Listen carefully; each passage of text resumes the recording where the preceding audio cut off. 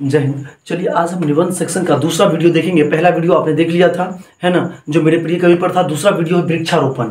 इसमें पर्यावरण हो या प्राकृतिक, देखिए पर्यावरण हो, प्राकृतिक आपदा हो, या वृक्षारोपण हो, या पर्यावरण संरक्षण हो, या वन संरक्षण हो, कोई भी टॉपिक आ जाए आपको यही निबंध लिखना है।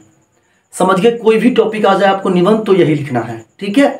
वृक्षारोपण या पर्यावरण, कोई भी इसमें से जितना भी आपको बता दिए नाम, फिर बोल देते हैं पर्यावरण, प्राकृतिक आपदा, वृक्षारोपण या पर्यावरण संरक्षण या वन संरक्षण, किसी पर भी निबंध पूछे तो आपको यही लिखना है, ठीक है। चलिए देखिए, क्लास 10th और 12th ये दोनों के लिए इंपोर्टेंट होगा, है ना। आपके एग्जाम में जो पूछे जाते हैं टोटल 10 मार्क में पूछे जाते हैं कम से कम, ठीक है। और 10 नंबर नहीं तो 8 नंबर, यानी 8 नंबर पूछे जाते हैं। इसलिए इस वीडियो को पूरा वॉच जरूर कीजिएगा।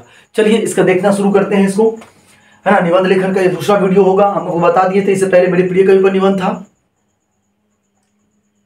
देखिए, कह रहा निम्नलिखित में से किसी एक पर 200 से 250 शब्दों में निबंध लिखें, ठीक है। निम्नलिखित में से किसी एक पर 200 से 250 शब्दों में क्या लिखें? निबंध लिखें, ठीक है।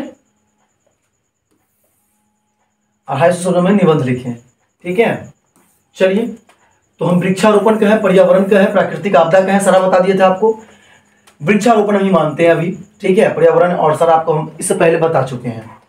देखिए, हमारे चारों तरफ का वह प्राकृतिक आवरण जो हमें सरलता पूर्वक जीवन यापन करने में सहायक होता है या सहायता प्रदान करता है, सहायक होता है, पर्यावरण कहलाता है। पर्यावरण से हमें वह हर संसाधन उपलब्ध हो जाता है जो किसी सजीव प्राणी को जीने के लिए आवश्यक है।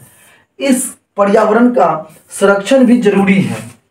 इसे पर्यावरण का क्या है? संरक्षण भी जरूरी है, अन्यथा हमें बहुत सारी प्राकृतिक आपदाओं का सामना करना पड़ेगा। यानी कहता है पर्यावरण को अगर हम संरक्षित नहीं रखेंगे तो बहुत ही सारा ऐसा जो प्राकृतिक आपदा है जिसका हमें सामना करना पड़ेगा। जैसे बाढ़ आता है, देखते हैं बाढ़ आता है तो अगर पेड़ पौधा नहीं रहेगा तो क्या होगा, है ना। अगर पेड़ पौधा को काट दिया जाए तो सिर्फ बाढ़ जो आएगा तो सारा मट्टी को वहां से क्या कर देगा, उसको भूस्खलन की समस्या होना शुरू हो जाएगा, ठीक है। और पेड़ पौधा रहता है तो क्या होता है, वहां सकुड़ के, है ना, और उसका मजबूती प्रदान करता है, ठीक है। चलिए, पर्यावरण संरक्षण, है ना, सदियों से दुनिया की प्रमुख चुनौतियों में से एक के रूप में उभरा है और मानव जाति के लिए हमेशा महत्वपूर्ण रहा है। अगर हम अपने पर्यावरण की रक्षा ना करें, अगर हम अपने पर्यावरण की रक्षा ना करें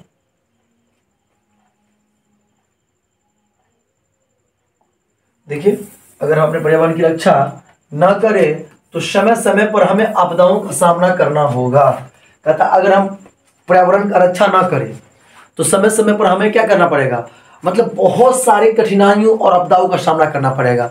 अगर पर्यावरण में प्रदूषित नहीं होगा, पर्यावरण प्रदूषित नहीं रहेगा या नहीं होगा तो क्या रहेगा, वातावरण अनुकूल रहेगा। अब पर्यावरण जब प्रदूषित ज्यादा हो जाता है तो देखते हैं बच्चे लोग को सांस लेने में कितना दिक्कत होता रहता है ना। अभी देख रहे हैं पेड़ पौधा नहीं था, कितना लू लगा है, कितना गर्मी लगा है, कितना गर्मी पड़ा है, भयानक गर्मी पड़ा है, समझ में आ रहा है ना। इसलिए कहते हैं पर्यावरण में यानी पेड़ पौधा का भी रहना, पर्यावरण के अनुकूल रहना बहुत जरूरी है, ठीक है।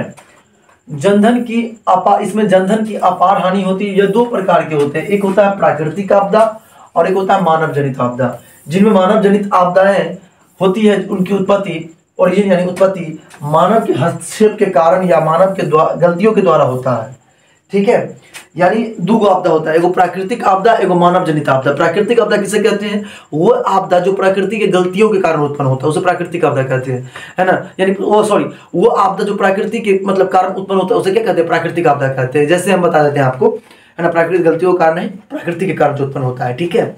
जैसे हम बोल देते हैं बाढ़, भूकंप, है ना, ज्वाला विस्फोट, ठीक है, समझ में आ रहा है, ठीक है, सुनामी, ये सब है, ठीक है। और वही मानव जनित आपदा, वैसा आपदा जो मानव की गलतियों के कारण उत्पन्न होते हैं उसे मानव जनित आपदा कहते हैं। जैसे रेल दुर्घटना, सड़क दुर्घटना, है ना, आतंकवाद, ये सारा समस्या, समझ में आ रहा है। आतंकवाद हो गया, अगलगी हो गया, ये सब क्या आता है? मानव जनित आपदा में आता है। देखिए, ज्वालामुखी विस्फोट, भूकंप, सुनामी, ये सब प्राकृतिक आपदा है। भूस्खलन, है ना, बाढ़ हो गया, बाढ़, सूखा, अतिवृष्टि आदि प्रमुख आपदाएं हैं जो पर्यावरण के रक्षा के कई तरीके हैं। पर्यावरण की रक्षा करने के लिए एक तरीका वृक्षारोपण है। यह हमारे वातावरण को स्वच्छ रखता है। ठीक है, वातावरण क्या रखता है? स्वच्छ रखता है। पृथ्वी को स्थिर रखता है, शुद्ध ऑक्सीजन देता है, मौसम में संतुलन बनाए रखता है, यानी समुचित रूप से हमारे परिस्थितियों को तंत्र को समतल प्रदान करता है ना। संतुलन यानी समुद्र क्या कहता है? परिस्थितिक तंत्र को संतुलन प्रदान करता है। ठीक है, इस प्रकार ये निबंध क्या हो गया? समाप्त हो गया। Thanks for watching this video guys, है ना। और जाने से पहले please request for you, like share and subscribe this channel. चलिए फिर मिलते हैं नेक्स्ट वीडियो में, तब तक के लिए थैंक यू।